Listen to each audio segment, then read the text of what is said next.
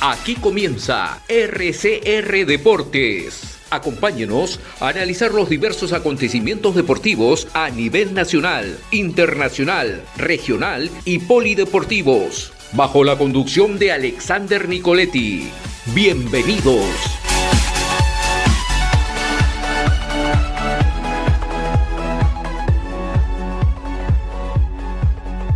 Bien, entonces ya nos estamos enlazando vía Zoom con Iván Matute, él es periodista deportivo en Radio Área Deportiva FM desde Ecuador, para seguir hablando de la Copa América, seguir hablando de las selecciones participantes en este torneo, y ahora vamos a hablar de la selección ecuatoriana y de cómo viene también la selección de cara al inicio de la Copa América 2024. ¿Cómo estás, Iván? Es un gusto saludarte, bienvenido a RCR Deportes. ¿Cómo estás, Santino? Qué gusto saludarte. ¿Me confirmas si hay buena señal y hay buen audio hasta allá? Sí, se escucha muy bien, Iván, y muchísimas gracias en primer lugar por aceptar esta comunicación con el programa para hablar, ¿no?, de la actualidad de Ecuador, de cómo viene y de cómo tú ves, ¿no?, y analizas a la selección de cara a esta Copa América 2024. Sabes que hay un análisis bastante complejo respecto a la selección ecuatoriana de fútbol, porque, a ver, el discurso acá es que la selección ecuatoriana de fútbol tiene grandes talentos, tiene muy buenos jugadores. En el caso de Kendry Páez, que es una de las joyas del Chelsea, que fue fichado y se irá cuando cumple 18, Moisés Caicedo, que ya es una realidad en el Chelsea. Tenemos dos centrales que juegan en Europa, en Alemania específicamente. Está Piero Hincapié y también está William Pacho, que los están buscando equipos de Inglaterra. Félix Torres, que también está de muy buena manera en su actualidad en el Corinthians. Ángelo Preciado, que es un lateral derecho que está muy bien en República Checa. Por el talento ecuatoriano es muy bueno, las individualidades son excelentes. El gran problema radica en el entrenador. A ver, si tú quieres una selección con un entrenador que viene de ser el peor del último mundial, no vas a conseguir nada. Si bien el talento es muy bueno, Félix Sánchez Vaz fue el entrenador de Qatar, que yo siempre lo digo, hizo historia al ser el primer entrenador en la historia del mundo en perder un partido inaugural de un mundial. Recordemos que en el Mundial 2022 Ecuador jugó el primer partido del Mundial de Qatar contra la anfitriona. Lo ganó 2-0. Qatar es la primera selección en el mundo que pierde un partido inaugural en su casa. ¿Y quién era el entrenador? Félix Sánchez Vaz. Para remontarnos un poquito de por qué digo esto, Félix Sánchez Vaz, para ganar la Copa de Asia, que me parece que fue la que ganó con Qatar, tuvo un entrenamiento de varios meses, tuvo preparación de varios meses, paró la Liga Qatarí, trajo a los mejores jugadores de la Liga Qatarí, hicieron base en Doha y por eso pudieron ganar la Copa de Asia. No es que Qatar tiene un gran nivel, pero si tú tienes más de 3 4 meses de entrenamiento, súmale a eso todas las comodidades, las facilidades, el dinero y todo lo que le dieron a Félix Sánchez Vaz, por ahí lo pudo hacer bien. Pero sin eso no lo hubiera podido hacer de una manera correcta. Ecuador tiene talento humano, tiene individualidades, pero no tiene un director técnico que haga jugar a la selección como se debe.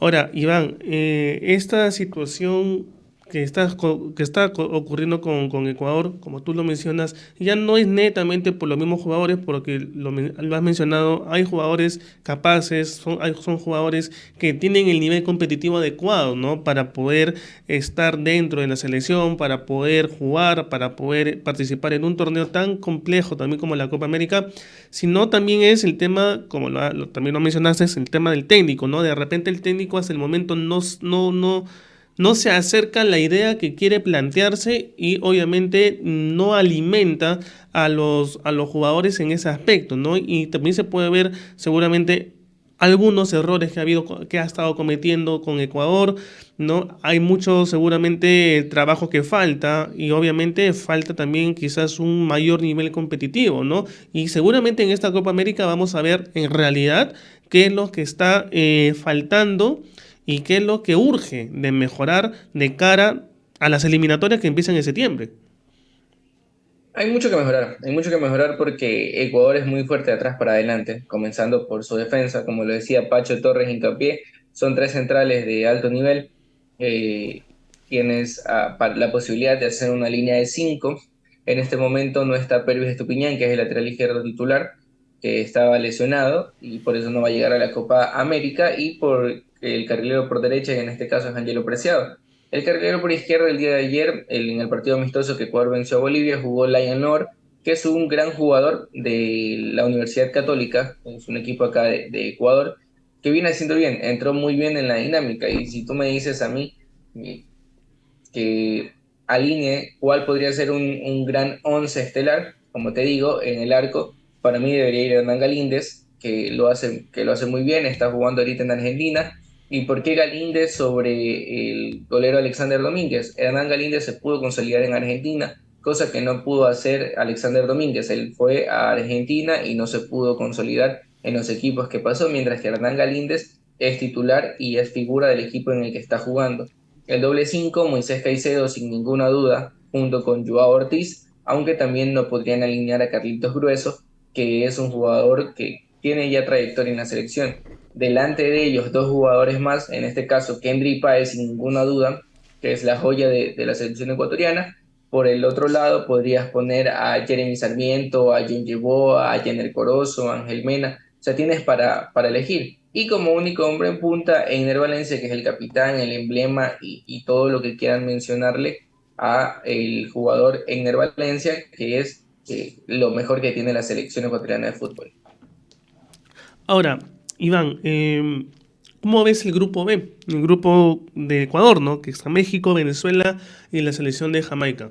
También es un grupo, por así decirlo, difícil, ¿no? Pero ¿cómo ves, cómo has analizado, o tus perspectivas referente a este grupo que le ha tocado a Ecuador?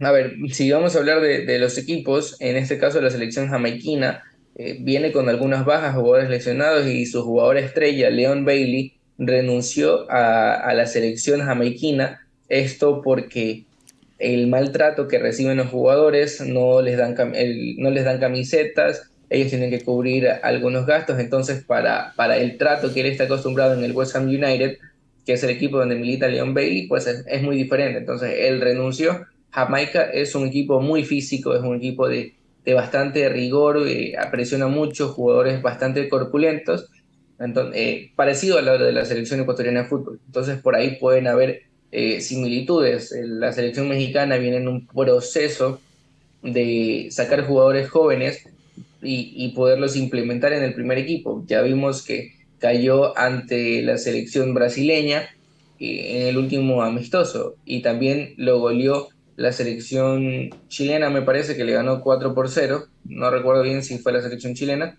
o la Uruguay. Uruguay le ganó 4-0 a la selección mexicana, que pues viene en horas bajas. Y Venezuela, que viene alzando su nivel, que creo yo que es el rival más complicado del grupo. Ecuador, si pone los jugadores que debe alinear y los pone en las posiciones que deben estar los jugadores, pues puede hacer una gran Copa América. O sea, eso, partiendo desde ahí, Ecuador, con su técnico Félix Sánchez Vaz, ha ubicado a jugadores en posiciones donde ellos no juegan. En el caso de Alan Franco, que lo hizo jugar como extremo en el partido amistoso contra Argentina, en eliminatorias o la Copa América pasada, me parece que lo hizo jugar como lateral por derecha, y no Félix Sánchez Vaz, sino al director técnico anterior, que fue Gustavo Alfaro. A Piero Hincapié lo puso como un carrilero por la banda izquierda, carrilero o lateral, poniendo a un jugador muy lento por delante de él, en este caso que fue Junior Sornosa. Hablando de Hincapié, él en el Bayer Leverkusen puede jugar como lateral o como carrilero, pero porque tiene jugadores veloces que le pueden hacer el relevo. No vas a poner a dos jugadores lentos por la raya que no te van a ganar espacios y no te van a ayudar a hacer las progresiones que está acostumbrado a hacer en el Bayer Leverkusen. Si ponemos a los jugadores en las posiciones en las que deben de jugar y un esquema táctico que favorezca a las capacidades y a las virtudes de cada jugador, pues Ecuador podría ser una buena Copa América. Iván, para ti, ¿para qué está Ecuador en este torneo? ¿Cómo lo ves? ¿Cómo ves pasando Ecuador de la fase de grupos? ¿Ves que Ecuador se vaya a quedar en la fase de grupos? ¿Cómo tú también analizas por esa parte, ¿no? Si bien es cierto, hemos estado hablando un poco del manejo del técnico de Ecuador, del Ecuador, el nivel competitivo que tiene Ecuador, porque tiene muy buenos jugadores, pero falta algo más, ¿no? Pero justamente está esta Copa América para ver qué es lo que falta, qué es lo que se necesita mejorar para, nuevamente lo repito, para lo que se viene también, que son las eliminatorias. Mira, yo creo que Ecuador está por lo menos como bajito para pasar la fase de grupos, o sea, como bajito, porque tiene jugadores y tiene una de las mejores eh, camadas de jugadores en los últimos tiempos, tiene jugadores que ya están en Europa, que tienen una mentalidad diferente, que brillan y triunfan en los países desarrollados del viejo continente. Entonces, con esa calidad de jugadores, con los argumentos necesarios para poder hacer una buena Copa América, como mínimo tiene que pasar de fase de grupos. Esa es su obligación a día de hoy, pasar de fase de grupos. Ya tenemos que quitarnos el chip, hablo por los ecuatorianos, que vamos a la Copa América a aprender, que vamos a encontrar un 11 para las eliminatorias. No, ya tenemos que ganar una Copa América. Ecuador no ha ganado ninguna Copa América en su historia. Me parece que Ecuador y Bolivia son las únicas selecciones que no han ganado una sola Copa América en toda su historia. Y ya es hora de cambiar esa mentalidad. Por más que Argentina vaya en horas bajas, por más que Brasil vaya en horas bajas, por más que, que Colombia vaya en horas bajas, por más que Colombia vaya en horas bajas, igual ellos creen que pueden hacer una buena Copa América. Y desde la mentalidad, desde la cabeza, en adelante, ellos demuestran que pueden hacer algo diferente. Ecuador ya tiene que pasar esto de quedarse en fase de grupos. La mejor participación de Ecuador en Copa América fue en el año 1997. Yo aún no nacía y Ecuador hizo su mejor presentación en esa Copa América, donde pasó de fase de grupos y creo que llegó a semifinales. Ya te voy a decir exactamente en qué puesto quedó Ecuador en esa Copa América. Que, a ver, Ecuador pudo pasar por lo menos de fase de grupos en la Copa América del año 97. O sea, eso ya es una ganancia para nosotros, los ecuatorianos. Pasó de fase de grupos y llegó a cuartos de final. A cuartos de final es lo mejor que ha llegado Ecuador. En esa edición quedó eliminado con México en penales. Entonces, ese año Ecuador hizo su mejor Copa América, pasando de fase de grupos. O sea, con todo el respeto, yo aquí estoy viendo que en esa Copa América Perú llegó a semifinales. O sea, nosotros, ¿por qué no podemos hacerlo? Hay que quitarnos ese chip que solo vamos a aprender. Ecuador tiene que sí o sí llegar como mínimo a cuartos de final.